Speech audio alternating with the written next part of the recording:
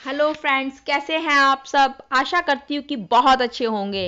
और आज मैं लेकर आई हूँ कि भूतों की दुनिया कैसी होती है और मरने के बाद कौन बनता है भूत। लेकिन इससे पहले दोस्तों, यदि आप नए हैं तो मेरे चैनल को सब्सक्राइब कर लें और इस वीडियो को अंत तक जरूर देखें।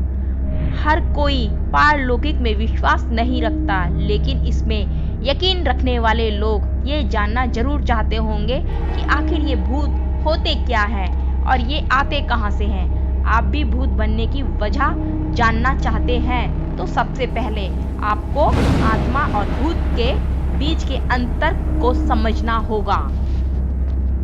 पारलौकिक शक्तियों के जानकारों के मुताबिक आत्मा के 3 प्रकार होते हैं: जीव आत्मा, प्रेत आत्मा और सूक्ष्म आत्मा। आत्मा इंसान के शरीर में हमेशा रहती है। जब आत्मा भौतिक व्यक्ति के शरीर में प्रवेश करती है तब जीवात्मा होती है। जैसे ही उसका प्रवेश कामना से भरे, इच्छाओं और वासनाओं से भरे शरीर में होता है, वह प्रेतात्मा बन जाती है। इसमें आपको भूत और प्रेत में फर्क समझ आ गया होगा। भूत सबसे शुरुआती पद है, यानी जब सीधा साधा आम आदमी मरता है तो वह सबसे पहले भूत ही बनता है। और जब वह व्यक्ति कोई लालसा, इच्छा और आकांक्षा लेके मरता है तो वह प्रेत बन जाता है। भूत की बहुत सारी जातियां होती हैं, जैसे भूत, फिर प्रेत, फिर पिशाच। पशु योनि में, पक्षी योनि में, मनुष्य योनि में जीवन यापन करने वाली आत्मा के प्रत्येक जन्म द्वारा प्राप्त जीव रूप को योनि कहते हैं। ऐसी 84 लाख योनियां होती हैं, जिसमें कीट पतंगे, पशु पक्षी, वृक्ष और मानव आदि सभी शामिल होते हैं। प्रेत योनि में जाने वाले लोग अदृश्य और बलवान हो जाते हैं, लेकिन सभी मरने वाले इसी योनि में नहीं जाते।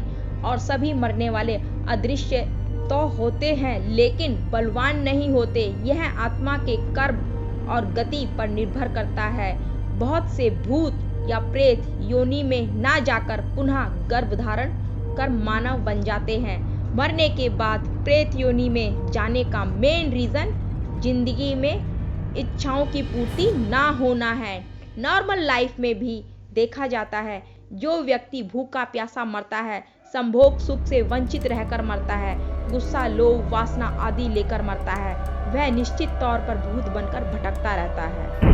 जो इंसान एक्सीडेंट में आत्महत्या करके या जिसकी हत्या की गई हो, ऐसे लोग भी भूत बनकर भटकते रहते हैं। ये भूत प्रेत हमेशा भटकते रहते हैं। इन्हें शांति नहीं मिलती।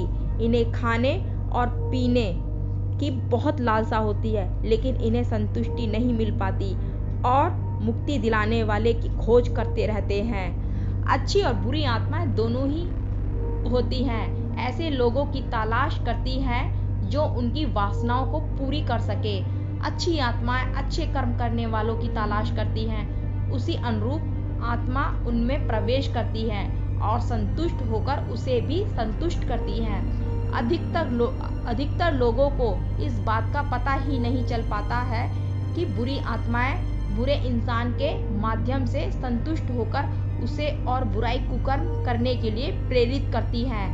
और इंसान को पता ही नहीं चल पाता कि कोई दूसरी शक्ति उस पर राज कर रही है और उसे बुरे कर्मों में फंसा कर रखा है।